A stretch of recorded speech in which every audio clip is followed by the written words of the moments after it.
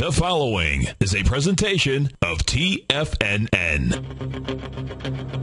It is now time for the Tiger Technician Hour with your host, Basil Chapman. Hi everyone, Basil Chapman. Crowded show today. I've already got dozens of items that we want to get to. So, thank you, Steve, for a great lead-in from the 9 o'clock show to the 10 o'clock show, and then Tom and Steve together. Straight after this, you get Nico DeHaan. 3 o'clock, you get Dave White. And then we get the wrap-up with Tom O'Brien, wrap-up for the week, and anticipating the outlook for next week with Tom O'Brien, 4 o'clock till 6. What more could you want right here? 877-927-6648 is the number to call. For over a week now, I've been wanting to talk about Brooklyn, New York. And I had anticipated about 4 or 5 years ago that there would be a huge glut of a building and condominiums in that marketplace. Blocks were taken down and buildings were started. Well, what has happened, and then in the transition I said, when I got a major top in real estate in 2005, what I'd been talking about was the chance that eventually the unsold houses will turn into rent, and finally people would say, you know what, there's no real capital appreciation that we can see in housing, we're going to rent. So what's happened is many of the condos changed over to rentals. Well, what you get is the younger people, many people in Manhattan are coming over to Brooklyn. Not only that they've got this multi-million-dollar walkway along the waterfront that was once the epicenter of shipping and is being converted. There's a little shipping, but mostly is nothing. And they're converting that whole warfare, the whole walk, which is really quite incredible. I mean, my wife and I have been following the real estate. In fact, she must know more about the real estate in Brooklyn for apartments and rentals than any broker. She just loves studying that stuff. So, not her field at all, but it's just what she loves. And I have to tell you that this is a fascinating period, because I'd also spoken about real estate here, and that I never expected ever that the house that Sunday afternoon in 2005 in August or late June, I think it was second week of August, where I said, tomorrow, let's put out a sign right here for sale, and I bet in an hour we'll be able to get anything we want, because we'll never get it again in my history, at least with this house. Not true. The latest data has it as way more than it was back in 2005. I mean, I find it almost impossible to believe. Not only that, I've spoken to so many folks in their 60s and 70s and 80s who have been around for a long time, and I always ask them, I say, have you ever seen a period before that we had when the market went down, the queues went down, 80% or something, from 2000, and then you had a real estate boom that went up almost 100% more in some areas, but it's called about 100%. That transferal from one resource to the other is what's occurred over a period of time. So that when the market pulled back, that 52%, 54% in the S&P from the most recent high, 2007, what we saw was that houses in certain northeast areas, I'm not talking about those highly speculative places along the different areas, along the Florida coast, along Las Vegas area, etc. I'm not talking about that. I'm talking about areas of the northeast and certain parts of the west coast and certain cities along the mid part held their value really well. They should have tanked a lot, and they didn't. I mean, this Newton where I live, I think kind of 12%, maybe 15% down, and now they're actually bidding wars. And the other thing is, once bidding wars start, my experience with bidding wars in real estate is that it doesn't usually last just one little phenomenon of a spring or something. It usually goes for a second year, and then the third year, you just got to be out of it, out of it. I can't believe that this can go on for another 2-3 years. I'm not fighting it. Believe me, I'm not fighting it. So I wanted to go through that to say this, when people say it's different, and then you say, oh, you roll your eyes, yeah, it's different. Absolutely, this is different because in the history, if you go back, find me another time, and I went back, I tried to check through the 1930s, etc. I do not remember a time ever that I've seen where I've been able to look at charts, that is. Maybe it's happened and I haven't seen the charts, where you've had the rotation between real estate and the stock market. Usually they go together. They kind of parallel one another. Okay, that's an important area I wanted to talk about. Another thing is a rotational market. That is part of the rotation. I had a question email the other day. No, actually a couple of emails and a question from someone I bumped into just the other day and said, well, when you talk about a rotational market, what the heck is a rotational market? A rotational market for me, and this goes back to the 1980s, 84, 86, I just can't remember exactly. I think there was a company called there were the three Generals, so General Electric, General Motors, not General Dynamics, but General... I thought of it the other day, General something. And I had a sell signal on the Dow, and the Dow, there was a consolidation that took place, a little bit like 1994, we had the same sideways consolidation. But this one stock, because of the takeover rumor, it was a takeover rumor, can't remember. It held the market up. It was so powerful. I mean, the correlation was so strong that it, not by itself, but pretty much by itself, IBM, I think, was also involved. It held the market up. Instead of the Dow pulling back 20% or more, it was down maybe 12% or something like that. And that, to me, said, hey, wait a minute. You've got to understand what a rotational market can do. It can say an apple. Oh, I'm veering off, and I didn't want to do that. An apple can go from round number 644, peak E top in the ChapmanWave, on the 10th of April, and plummet down where to? To fill the gap, all the way down to 575.40. No, it goes into the gap at 571.91, doesn't go to the 568.18 days high before the gap of the 13th of March. And it will, at some point very soon, I suspect, fill that gap. So while it's coming down, while other stocks are coming down in the NASDAQ that are extremely overbought, particularly the IBD 50, actually the top 20 stocks, you've got a GE acting very well. You've got a McDonald's rallying. A McDonald's rallying while perhaps the CMG is about to take it on the chin, having made a peak E-top at 442.40 on the 13th of April. So I wanted to just say, I believe we're in a rotation correction. We are correcting. It's rotational. No, it wasn't General Mills, wasn't General Steel. And it wasn't General Eisenhower either. Good one. I'll get it. General Instruments. I just can't remember what it was. So what we're looking at right now is a Dow that's down. No, so I'm sorry. The Dow is up 100 at 13.064.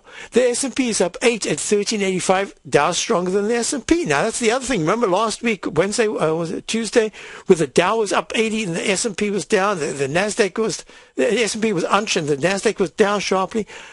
That is a rotational market. And what I've said all along, I'll go through the numbers, is that the VIX, I don't care what anybody says, you give me the proof that VIX isn't the key to the buying and selling pressure. At this point, it is buying pressure, having made a peak E-top at 2106 on the 10th of April, same day as Apple.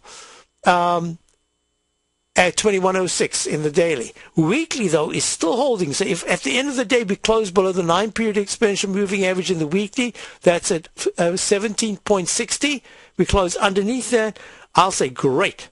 That is a good sign. The correction means that we can look at specific stocks, be long certain stocks. I don't know, it might have been General Dynamics. People in the den are just throwing out the journals.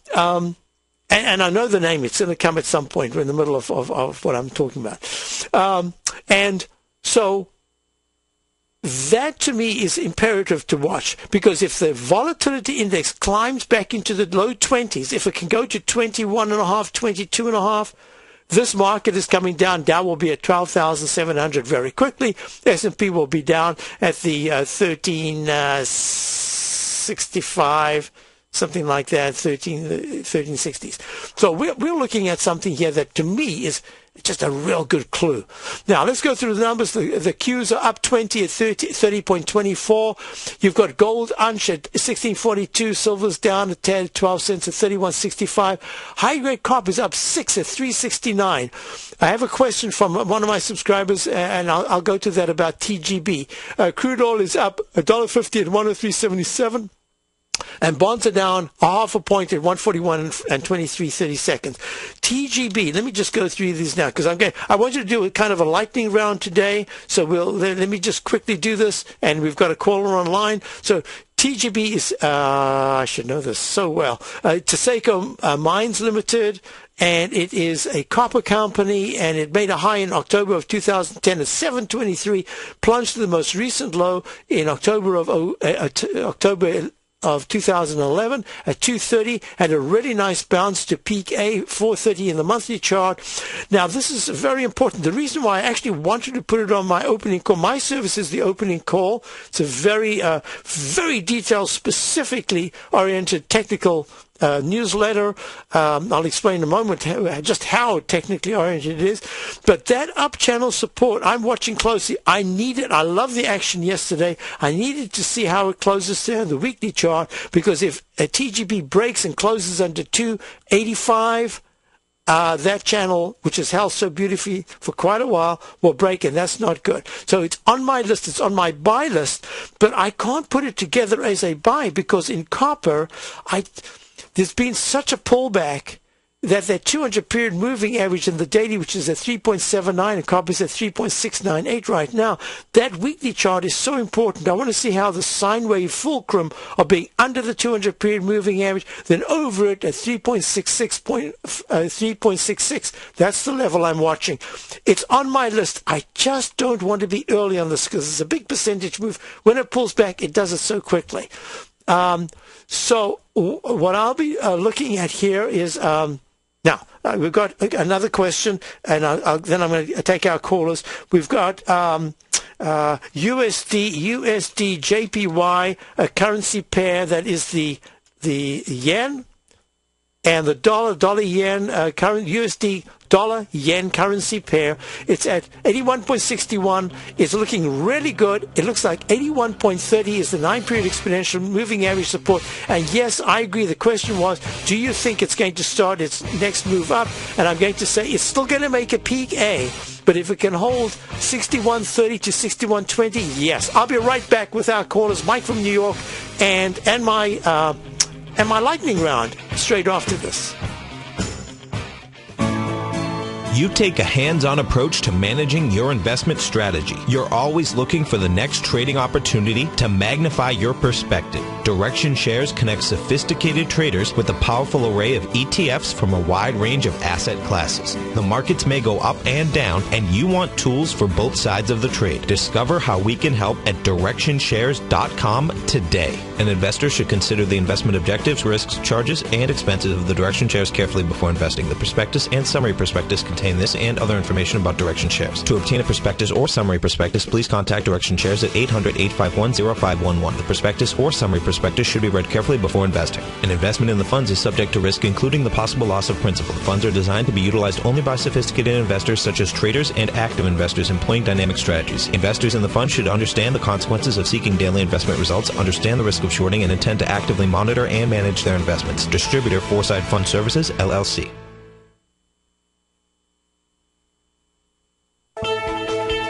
TFNN is proud to bring you the cutting edge of investment newsletters. Ken Shreve's Ultimate Growth Stocks. Ken is a top-down investor who lets price and volume in the major stock indices tell him when to be in the market and when to be out. By using his unique blend of fundamental and technical analysis, Ken will protect your hard-earned capital while realizing breakout gains. Go to TFNN.com today, click Investment Newsletters, and get Ken Shreve's Ultimate Growth Stocks free for 2 weeks.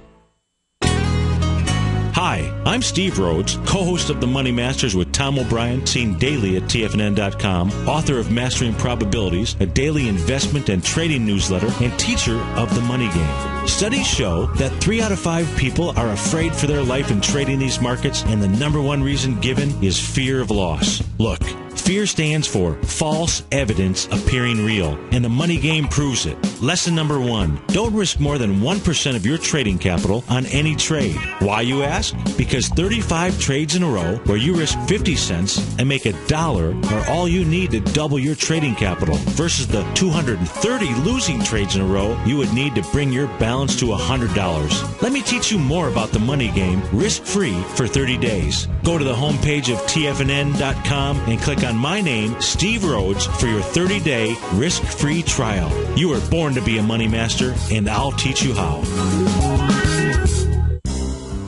X-Story Gold Mines, an NYSE Amex-listed company trading under the symbol XG, is slated to be the newest gold-silver producer in Argentina.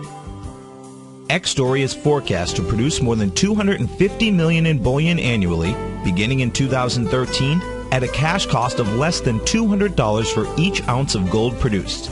That forecast will make X-Story one of the highest margin operators in South America and a sector leader in the mining industry. X-Story has $50 million in its treasury, having spent over $60 million to date on drilling and engineering. The ultimate size of its Argentina discovery could be determined by year-end, as results from the 6 drills operating at the site are fully assessed. To find out more about X-Story Gold Mines and their exciting growth potential, click on their banner on the front page of TFNN.com or check them out on the NYSE Amex under the symbol XG. Here's what people are saying about Tiger TV. Let's go to John in Tampa. Hey, John, what's going on? Hi, Tom. How are you, sir? I'm doing great. You having a good day out there? A wonderful day. I love your Tiger TV. I watch it every day. I'm like a kid in a candy store. Oh, man, I appreciate you out there watching it. How long have you been watching the Tiger TV? I'm watching almost a month now, and it's wonderful. It's pretty cool, isn't it? Oh, yes, it's cool. You see the charts and everything. Thanks so much for the hard work. Tiger TV, a great news service from TFNN.com. This segment is brought to you by BackTech Environmental. For more information, just click the BackTech banner on the front page of TFNN.com. Hi, everyone. Basil Chapman, Tiger Technicians Hour. And we're online right now with Mike in New York. Hi, Mike. How are you? Good, Basil. Great to speak with you. Same thing here. I own a stock, FMC. My question is, when would you sell this stock? What parameters would make you sell it? Okay, there are a couple of things we're looking at. Folks, when you look at FMC Core, and this is a financial company, right? No, it's a chemical company. Oh, it's a chemical company. I mean based to look in up. Philadelphia. Oh, you know, I'm liking some of these chemical companies very much. Okay, this is the issue right now. Do you have what I would call a core position and a trading position? Or just a position that you're just going to watch? Just a position. Okay. Are in your thinking, are you able to split that into 2/3 or a half, or do you want to just keep it as a position? No, whatever, Okay. I'll tell you why. This is my question. If I know that you like to look at the longer term perspective in many stocks. The way I'm looking at this, there's a certain chart formation in the ChapmanWave. In fact, I'm putting it in my book right now. I've always called it the worm or the snail, and the reason why it's like it's this little insect. I'll never forget Merck. I think it was back in the 1970s or early 80s. Just kept going up and up, and it was like it was walking. I didn't know at the time about the 9-period exponential moving average, but it was like it was just walking up this tree branch or on a leaf.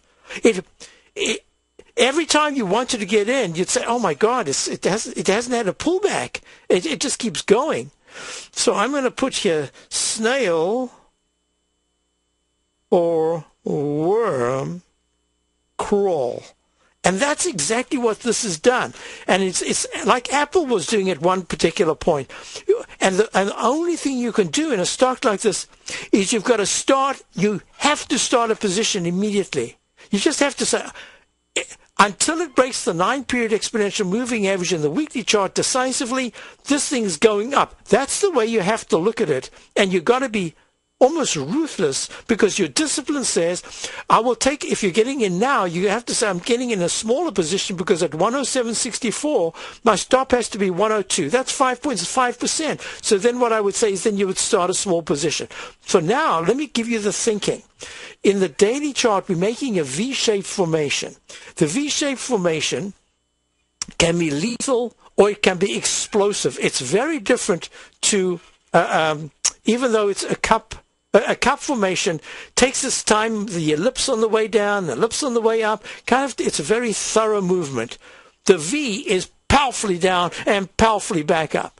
If this thing spikes through 108.39, it tried the other day, went to 108.38.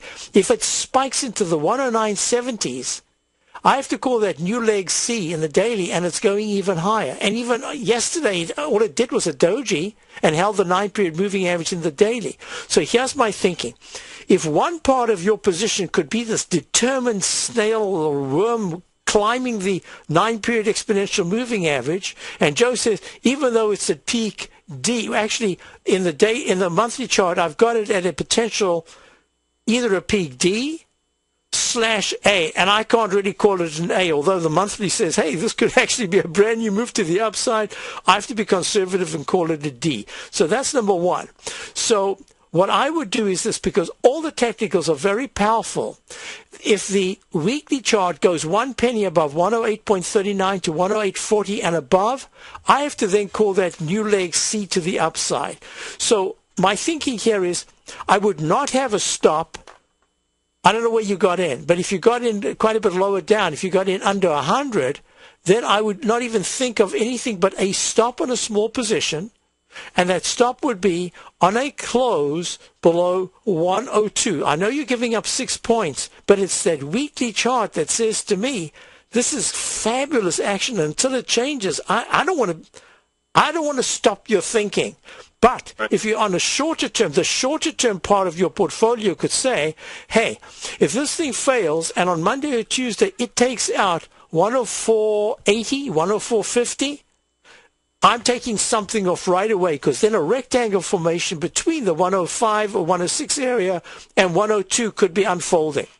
That's the easiest way to think about it. In the longer term, I don't actually have a sell signal flashing, except in the daily. There's an unconfirmed much lower MACD than it was at the previous 108.39 high back at the beginning of April. So I love the position. I'm going to say to you this. I know that you listen. I know you're calling in.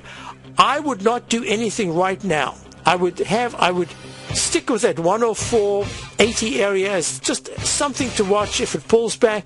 If it goes to 108.60, it's on its way to that 109.50 area. I love the position. I love the stock at this particular point. So don't do anything right now. Thanks for calling, Mike. Very much. Thank you. I'll be right back with our lightning round, Basil Chapman. Hi, folks. Turns out my best student became my best teacher. Steve Rhodes absolutely raised my standards, and I'll guarantee he'll raise yours. Thanks, Tom. What I've learned is that if you want more, you must become more. And that transformation, folks, that occurs the moment you decide to become a master. Now, the quickest way to mastery is through immersion. And for 2 solid days in Denver, Boston, and Tampa, I'll create a new standard of wealth for those few trader investors who have a burning desire to succeed. At my Master Trader course, I'll teach you how to create the ultimate money machine. These are the best kept secrets in the business. Roadblocks, folks. Dabblers give up when they first appear. Stressors last just a little bit longer, but masters expect roadblocks and achieve extraordinary results when they bust right through them. I have all the benefit of knowing the type of wealth creation that I can generate for you. You don't. That's why I'm making this unconditional money-back guarantee. If for any reason you're not satisfied with my Master Trader course, I'll refund every penny. That's right. I take all the risk and you get all the benefit. Go to the homepage at tfn.com and sign up today.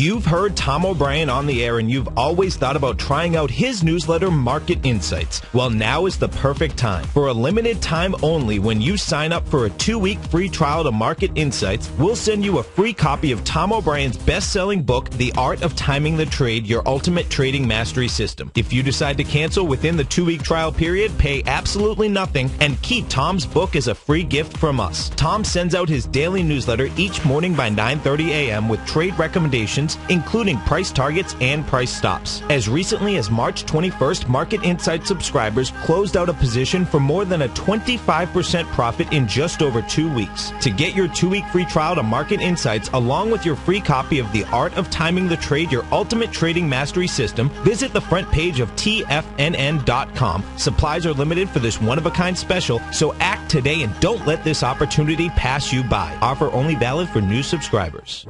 In the world of financial markets, there's a new player in town with an exciting new way to trade the markets. Nadex now offers binary options as well as bull spreads in a wide range of indices, along with commodity and forex markets. With as little as $100, you can gain access to a new way to trade global financial markets while guaranteeing that your risk will always be capped. Nadex allows you to multiply your trading opportunities in ways never imagined before and access markets you once thought were out of reach. With short-term trading opportunities available, including binary options expiring each hour the market is open, Nadex allows you to take advantage of a variety of market conditions regardless of volatility or market direction. Now is the time to take advantage of this exciting new market. Don't let this trading opportunity pass you by. Open your account today by clicking on the Nadex banner on the front page of TFNN.com. Nadex, a better way to trade. What type of investor are you? Conservative, moderate, or aggressive?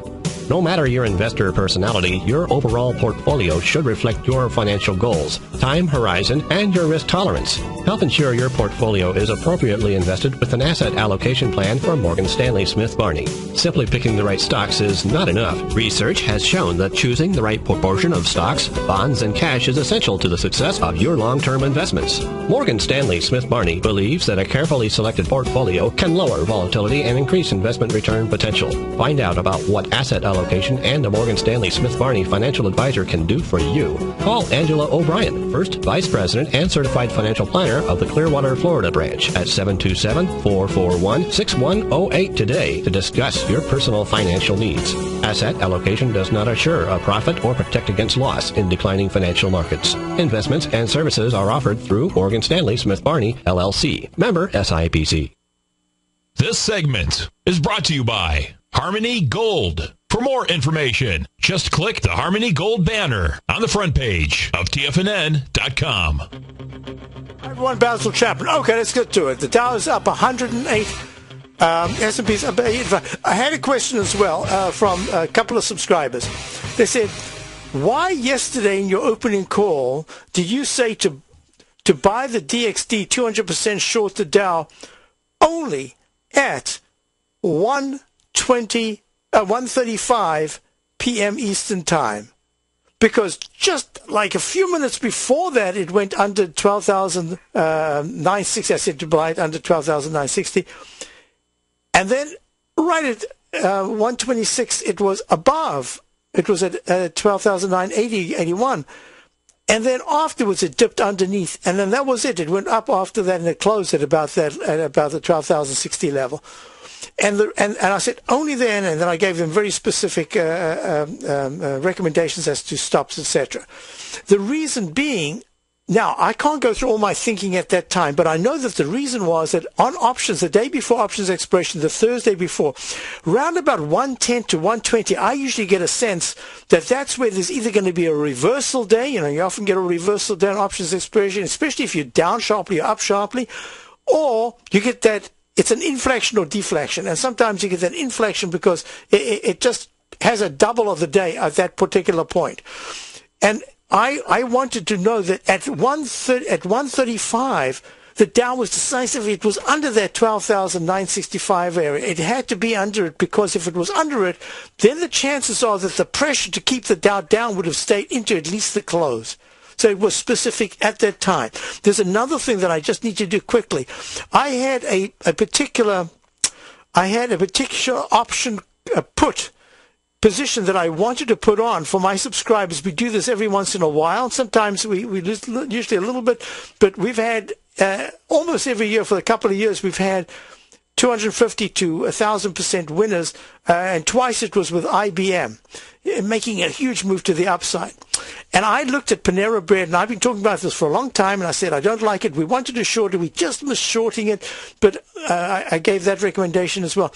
But I pulled this at the very last minute because I didn't have enough space to discuss it in my opening call, because it's really just a little extra session to the 12 or 13 bullet points I have in my Traders Corner page, besides everything else that I do. It was very specific. And what I'd wanted, in fact, I don't have a chart here of exactly what I wanted to put. It closed at about 255 or something like that on Wednesday. On Thursday, I wanted to buy it at 21.65 to 21.63 or lower. Well, we would have got it at that particular price. So this is a trade I never got on. I thought it through. I had everything done. But I just didn't have both enough space, and I was a little cautious. So when I went back, I looked. There were like one put was bought, and then 3 were bought. There was no volume whatsoever. So my only concern was, if I was wrong, and we missed it, and I didn't even have enough room to say specifically, because my recommendation would have been to buy it within the first 10 to 15 minutes, and that's it. There were just so many words that you had to read the whole thing, and I ran out of time to do it. So I didn't put it on, but this is what happened. It opened with 21 contracts at 0.65. It ran up to it went up to peak D. It pulled back, and it went all the way to $5.80, from 65 cents to 5.80. So I didn't get it. And I had a plan to exit as each position was going on, with trying to keep one position into the close, just because if you could, it's fun for the next day. So that's what I'm talking about, specificity. I like to do that, and sometimes it costs us. I had a lot of tiny little 1%, 2% losses. Not a lot. I had quite a few earlier, about a month ago, and now with the market just doing, in the chart patterns we're looking at, it's very specific because it's fitting all those patterns that we love to look at. So I just wanted to show you, and it's just fun to be able to do that once in a while. I don't know if I'll get a chance to do another option one like that. It was right there. I missed it. My fault. Now, I've got a question about, first one was NXY. NXY, this is now, we're going to go a lightning round. Wrong chart. NXY is right here. NXY is, I just looked it up, and I hadn't done it for quite some time, so I had to fill it up, it develops natural gas and oil energy resources. Monthly chart was, it's Nexen Inc., and a monthly chart had a 42.71 high back in 2008, then a 10.81 low later in that year, and then it bounced up to a peak D in the ChapmanWave, pullback from $27.94 to $13.63. What we're looking at right now is that the monthly chart says if in April it can close above, I'd like to say above 20, that'll be very good action in the monthly chart. The weekly chart went right to the 200-period exponential moving average, right to it went to 2132, 2159, 2132 is that level. Well, it was a little high at that time. Peak C, and now it looks very much like it's potentially having the pattern I call the falling axe, sort of breaking out. Now we'll go to the daily chart, because the daily chart will confirm that it's had a very nice move. It's at 19.33 NXY. N for Nancy, Nexen Inc. It's also producing in the daily chart what I call a squash. This comes under one of those headings in the ChapmanWave, under one of those, I think it's about 50 techniques that I've developed. It's called where the stochastic and the MACD squeeze together. That takes you really quickly to a peak C. Then you got to be careful, not because it's going to break down, but the stochastic usually pulls back under 80%. It is at 90%. If it holds here, that's even better. But this chart looks very much like it wants to tackle. If it is by Tuesday coming up, Tuesday afternoon to Wednesday morning, if it's able to get to, it's at 1933. If it can get to 1970s, 19.72 to 76, I would say that this has a really good chance to go to the high of 1925, that was the low of the 14th to the high of the 14th, 20.20. I like it very much. I like the technicals. I think it's a good-looking stock. Where would it break down? If it closes under 18.41, because 18.72 is the 9-period exponential moving average support, and 1885, very strong 200-period exponential moving average support. So that is NXY. The next person in the den who asked, TGB. I had one of my subscribers asked about TGB. So TGB's Seiko Mines, I don't think I actually finished that thought when I was talking about it earlier on.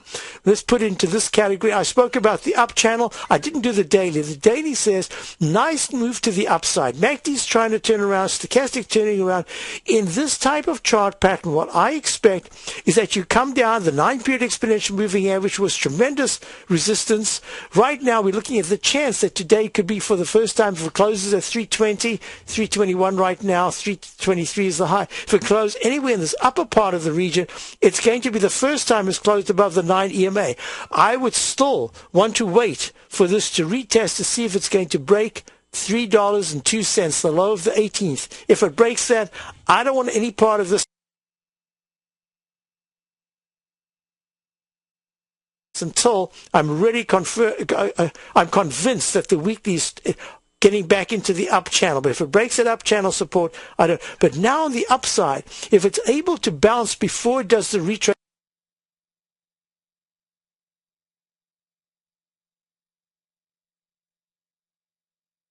for a test of the ChapmanWave buy signal to buy mode.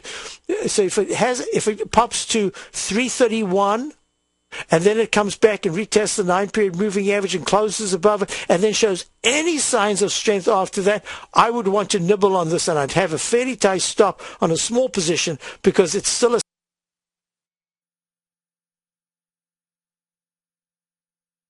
starter position. This thing needs a lot of work to show me in the weekly that it has any chance of really making a big turn to start going to the 343 9-period exponential moving average. Next question. Let's see, let me go to that. G7 wants to know about Starbucks. SBUX, one of those great stocks that's just been walking the 9-period exponential moving average in the monthly chart. The moment it broke out above it, back in April of 2009, that's 3 years ago, it has not once closed on, but not underneath the 9-period exponential moving average, broke out of the up channel. Now, if you remember the gold stocks, the GDX, not the GDX, the GLD, the Spider Gold Trust. Remember when it broke out in the weekly chart? I said, oh, be careful, because the weekly chart for was it the weekly chart? GLD? I'm talking chart patterns. This is Technical Friday in the ChapmanWave, so I like to get into more of the nitty-gritties. I know I always get calls on the emails on the weekend to say, oh, thank you, I love the nitty-gritties, because it's like a little master trader series. So look at this. It broke out, went above the 9-period, above the up channel, walked the 9-period moving average, and then it came down, and that 9 EMA has been resistance for the GLD. But that GLD is still in the up channel, and the moment the GLD closes under 152.40, it is done with that up channel. That becomes resistance. So the same thing now with Starbucks. We're looking at this, and we're looking at the chance, because I've got a leg C. I'm going to do this because it's actually G/C. I have to be very conservative in my wave count in these. Actually, this is not parabolic, but it looks like it's getting parabolic. Actually, the monthly is almost parabolic. Look at this. The MACD is still very strong. The stochastic's holding at 95%, but it's just turning down. It looks like this week we might start to see the unbalanced volume turn down. On a short-term basis, I'm looking at Starbucks, and I'm saying if Starbucks by Tuesday afternoon, Wednesday morning of next week closes under 58.58, not only will it retest the 58.18 low of the 17th, I suspect that I'm going to call that a peak G. I've got a fading MACD and a fading stochastic right here. That means I have to look at the weekly chart and say, aha, the weekly chart broke out. There's a chance that over a period of 2 months or so, Starbucks comes all the way back to, it's 59.70, comes all the way back into the up channel area that it broke out of, so it can get to the 62, 64, 62 area. And then it'll have another bounce out of it and then come back into it. So I'm looking at Starbucks. This is leg, I have to call it leg F in the monthly. So everything about this chart says I suspect the upside is really limited to no more than about another, maybe 62 was the, 62 round number high, just like Apple had a round number high. If it breaks 62, I can see it going to 62.50 to 61.80 and then start to pull back. I see very limited upside for Starbucks. Let's call it 3.5 points to the upside. But over a period of 2-3 months, I can see Starbucks coming all the way back down towards the, did I say 62 just now? What was, that was the GLD. In the weekly chart, I can see Starbucks, if it breaks and closes under 55.74 on any Friday afternoon on a weekly basis, that is, I can see it pulling back to the 51.45 to the 49 area. So I would say that it's acting very well right now, having pulled back. The dreaded H comes into effect if it pulls back under 58.58. On the upside, a close above 60.73 says we will likely get a leg D, and then I would be very, very careful with Starbucks. So that's I would personally be treating Starbucks, if it was a trade on the upside, as a tight stop. It has to work immediately or get out. That's the way I'm looking at it right now. It's been a fantastic stock. It just needs a rest. So the next question was, I've got it written down here. That's a price line, PCLN, price line, and I'll get to, in the den also, RAD. I'll get to RAD in a moment. 717.76 made a peak E-top back on the 10th of April, like Apple did and many other stocks in this particular group, the IBD Top 20. It's pulled back very sharply from 774 to 698.95. It too, I've got this, I have no other way. I've gone through this 1,000 times. I can only count this as a peak C being made in the weekly chart. That says price line, even though the monthly chart is amazing, having made a ChapmanWave breakout of that falling axe pattern, is in leg F/B. I'm going to go one step at a time. I'm putting a lot of weight on the fact that it could be leg F in the monthly. I'm putting a lot of weight that it was a peak E in the daily with a very sharp pullback, and the 9-period exponential moving average is 686. If Priceline breaks that, closes below it, I think Priceline has a timeout, and then sometime in late May, early June, it might have another spike for that leg D up to the upside. On a very short-term basis, if it closes under 711, it's at 717.55 right now, that dreaded H pattern says it will retest the 699 level, closes under that, and then you start looking at 699, then you look at the 686 of the weekly. On the upside, if Priceline, and I don't think it's going to do that, but if Priceline's able to break above 739 by Wednesday, next Wednesday, this coming Wednesday, that will say next level to watch is 749. I suspect that it's taking a timeout, just like Starbucks is taking a timeout, and a number of these IBD top 20s. Next question I had was, Reed asked about IBM. Okay, now this is really important. IBM, is that the break? Yeah, there's a break coming up. I'll be right back, and we'll get to some more of your questions in this lightning. Well, it's kind of a lightning round. For me, it's a lightning round. I could go much quicker, but I like to be very thorough at the same time. I'll be right back. Basil Chapman, Dow's up 105, S&P's up 863. Be right back after these messages, very important messages at TFNN.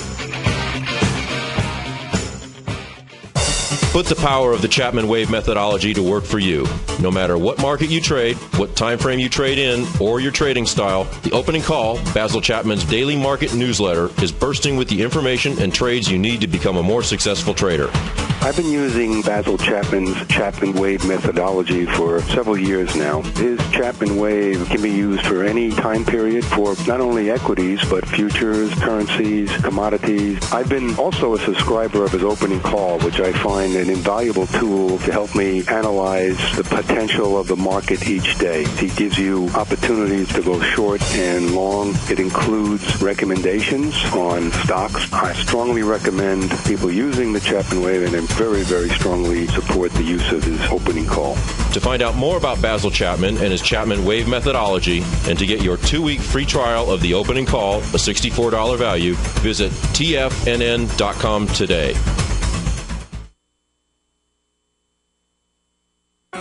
In just December of last year, the price of gold was down over 10%. In today's highly volatile gold market, you need someone in your corner that understands the complex relationships that exist within the price of gold, as well as within a variety of gold equities. Whether it's the South African gold miners and knowing how the rand-dollar relationship will affect their bottom line, or understanding how John Paulson's $5 billion trade in the GLD can move the market, Tom O'Brien gives you the direction you need to become a better trader each week in his newsletter, The Gold Report. With over 20 individual equities covered and almost another 20 on the potential watch list each week, in addition to covering the XAU, HUI, GLD, and dollar, The Gold Report is a great source for any trader that is looking to be diversified in today's volatile gold market. For your 30-day free trial to Tom O'Brien's Gold Report, log on to tfnn.com today. Don't miss out on this great offer. Act now.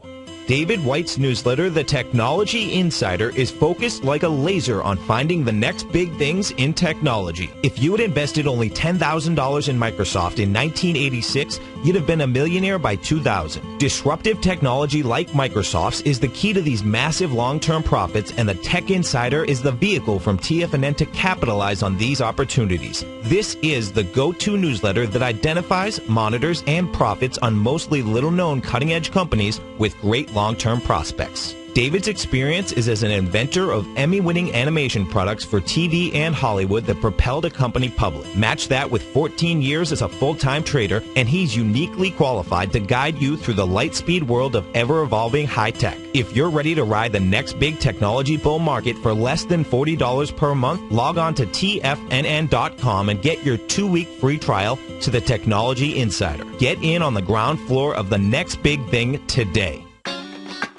Great Basin Gold is a mining company engaged in the exploration and development of 2 emerging gold properties in Nevada and South Africa with a total resource base of more than 23 million gold ounces. Great Basin's Burnstone mine in South Africa opened in February of this year with a resource of 20 million gold ounces, becoming the first mine to open in the historic Witwatersrand Basin in the last 30 years. The Burnstone mine is projected to have a 25-year mine life and is fully financed, with production anticipated to be over 250,000 ounces per year at a cash cost of only $450 per ounce. The Hollister mine in Nevada became fully integrated in the 4th quarter of 2010 with annual production estimates of 110,000 ounces of gold per year over the 8-year mine life at a cash cost of only $527 per ounce. Great Basin Gold is cash flow positive and trades on the Toronto and New York stock exchanges under the symbol GBG. This segment is brought to you by TFNN. Test drive all the newsletters for free at tfnn.com. Hi, folks. Basil Chapman. I'm going to go back to IBM in a second. I had a question, and it's a very important one, because the Japanese currency shares, the Japanese yen, has made in the monthly chart a potential peak G.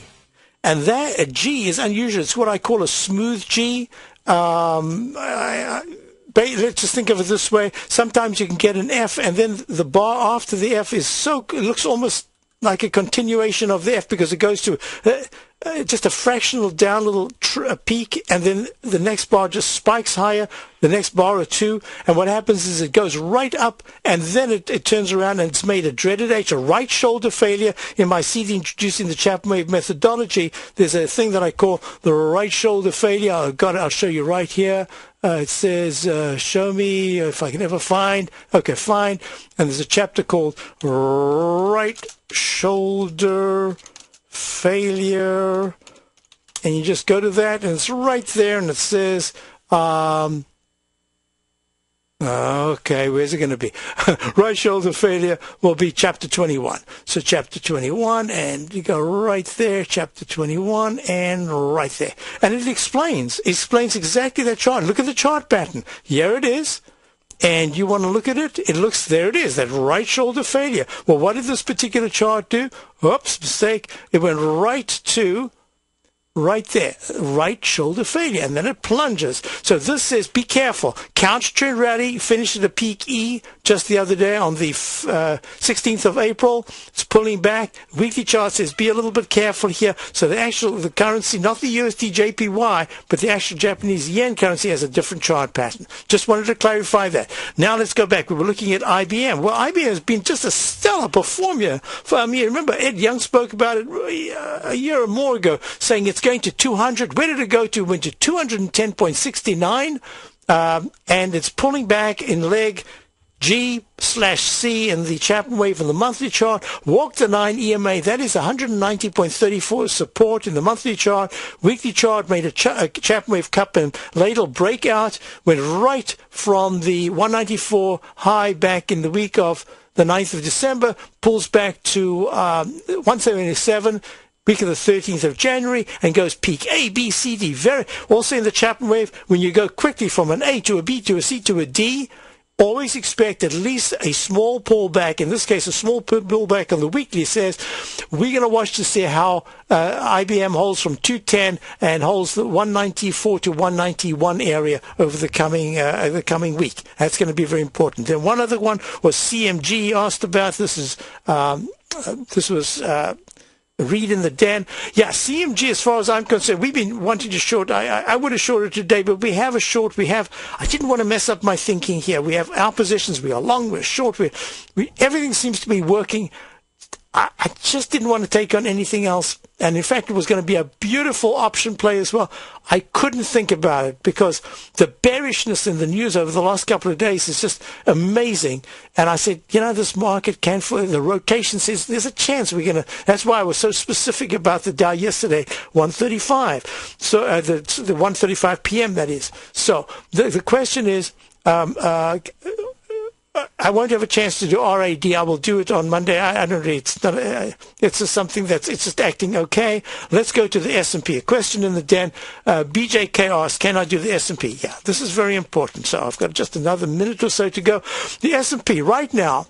It is imperative that the S&P doesn't make this arch. It's in peak C, and unlike the Dow, which is in peak D in the weekly. The S&P is in peak C. Now this is very important because what we're looking at is they've had a very sharp pullback from 1422 in the S&P on the 2nd of April down to 1357.